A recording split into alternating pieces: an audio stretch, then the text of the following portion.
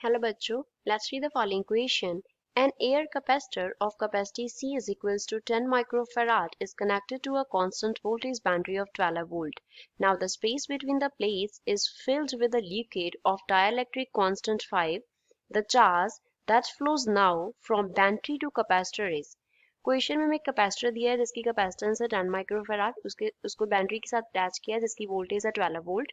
अभी उसकी प्लेट्स को क्या कर दिया, एक लिक्विड के साथ फिल कर दिया जिसका डाइलेक्ट्रिक कांस्टेंट है 5। हमें बताना है कितना चार्ज अब बैटरी से कैपेसिटर तक फ्लो करेगा। Will it be 120 microcoulomb, 699 microcoulomb, 480 microcoulomb और 24 microcoulomb. First of all we will talk about the key concept used in the question. इस क्वेश्चन में क्या की कॉन्सेप्ट हम यूज करेंगे। क्वेश्चन में हमें चार्ज फाइंड आउट करने को बोला है, तो चार्ज का कैपेसिटेंस के साथ रिलेशन क्या होता है। सपोज चार्ज को हमने Q से डिनोट किया तो ये होता है C एंड V के प्रोडक्ट के इक्वल। C जो है वो डिनोट करता है कैपेसिटर की कैपेसिटेंस को, एंड जो V है वो डिनोट करता है बैटरी के वोल्टेज को, बैटरी कितना पोटेंशियल जो है वो प्रोवाइड कर रहा है। पहले जब हमने स्पेस को फिल नहीं किया हुआ किसी भी लिक्विड के साथ, तब जो ओरिजिनल उसमें चार्ज जा रहा था इनिशियली वो कितना था, ये हमने इनिशियल केस कंसिडर किया है जब उसकी प्लेट्स के बिटवीन कोई भी डाइलेक्ट्रिक लिक्विड प्रेजेंट नहीं है। तो Q नॉट होगा C इंटू V। तो यहाँ से हमने निकाल लिया Q naught will be equals to 10 multiply by 12।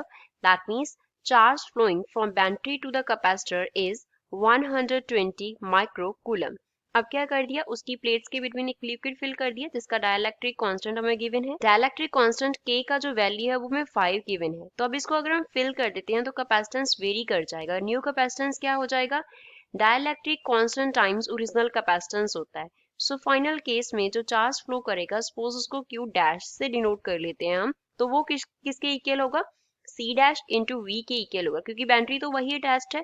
तो इस केस में Q डैश कितना होगा, K कितना दिया है 5 इंटू, यहाँ पे लिख लेते हैं पहले that C dash is equals to K into C into V, which means Q dash कितना हो जाएगा, it will be 5 multiply by capacitance है 10 माइक्रोफैराड एंड पोटेंशियल है 12 वोल्ट, विच मीन्स अब जो चार्ज फ्लो कर रहा होगा वो कितना होगा, 600 माइक्रोकूलम होगा। It will B 600 microcoulomb. तो जो डिफरेंस है वो कितना आ गया, अब जो चार्ज फ्लो कर रहा है वो पहले से क्या होगा, ज्यादा होगा, क्योंकि कैपेसिटेंस इंक्रीज करता है जब हम डाइलेक्ट्रिक स्लैब को फिल करते हैं in between the plates of the capacitor. तो जो डिफरेंस आ गया वो कितना है, Q dash minus Q naught होगा। Q dash is equals to 600 microcoulomb minus Q naught is equals to 120 microcoulomb. So this is equals to 480 microcoulomb. तो इतना चार्ज जो है वो अब ज्यादा फ्लो करेगा as compare to the previous case. तो गिवन ऑप्शन में से C जो है वो इस क्वेश्चन के लिए करेक्ट आंसर है। I hope you understood it well. Thanks.